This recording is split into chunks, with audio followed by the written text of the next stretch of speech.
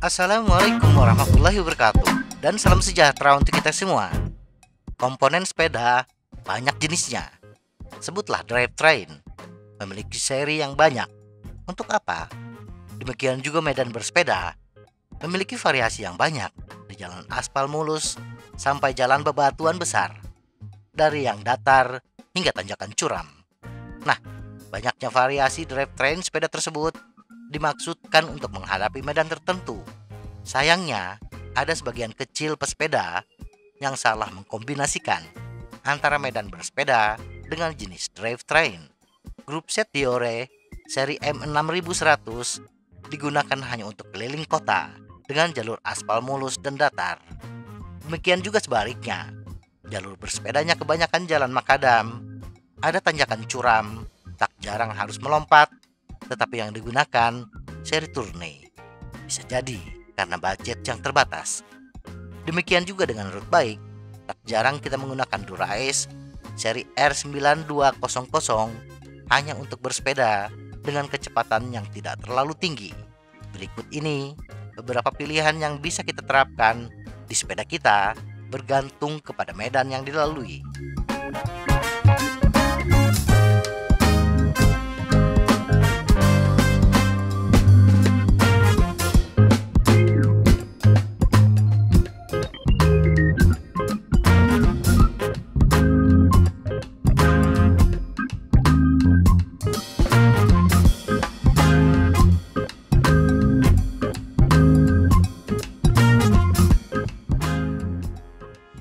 Jalur mulus, datar, dan kecepatan rendah.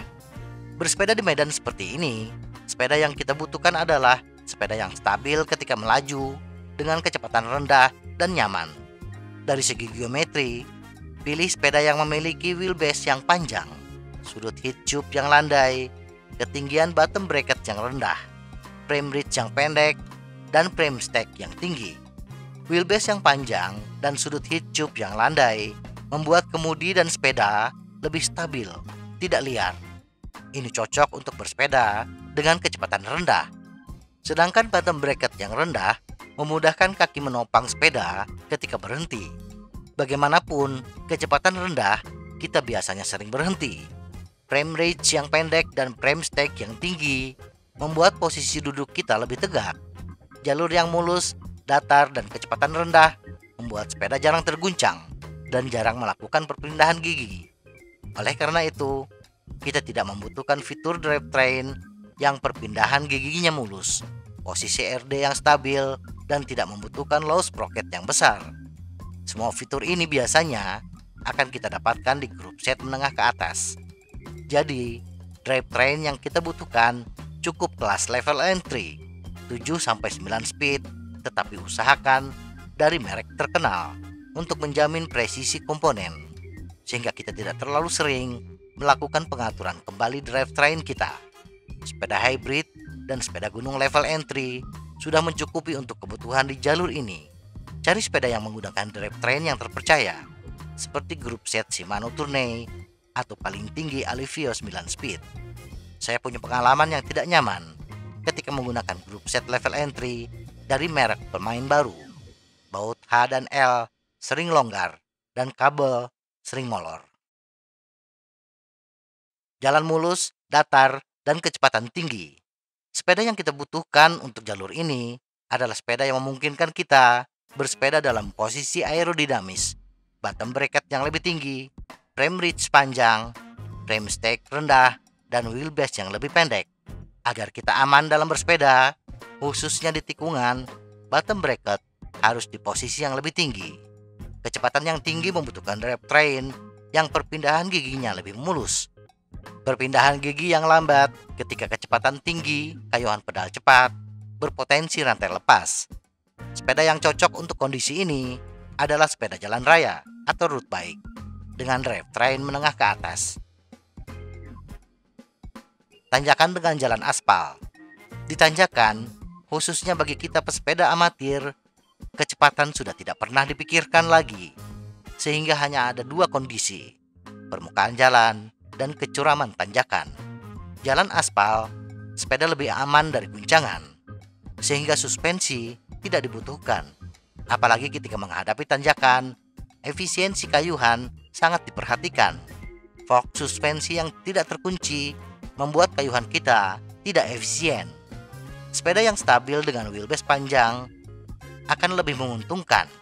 Di tanjakan, kita tidak hanya fokus pada upaya mengarahkan tenaga agar sepeda tetap maju, tetapi kita juga harus menjaga keseimbangan.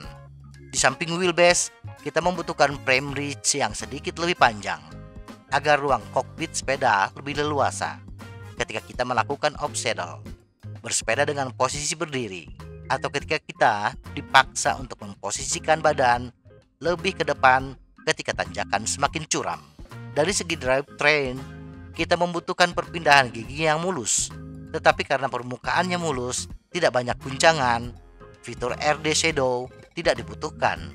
Sepeda yang cocok untuk kondisi ini adalah sepeda gunung dengan fork yang bisa dikunci. Fork suspensi akan sangat membantu ketika di turunan dengan grup set kelas menengah. Ketika di tengah-tengah tanjakan, kondisi rantai sangat tegang, dan ini paling sulit ketika kita berpindah gigi, dan berpindah gigi itu wajib ketika ditanjakan. Saya sering naik gunung dengan menggunakan federal saya yang menggunakan grup set tourney. Perpindahan gigi membuat ngilu, berderak seolah rantai mau putus, walaupun itu hanya perasaan saja. Tanjakan dengan jalan tanah. Kondisi medan ini membutuhkan sepeda gunung dengan spesifikasi menengah atas, baik dari segi frame set maupun dari segi grup set. Medan yang ekstrim seperti ini, tanah gembur, tanjakan curam, membutuhkan sepeda dengan traksi yang besar dan drivetrain yang tahan guncangan.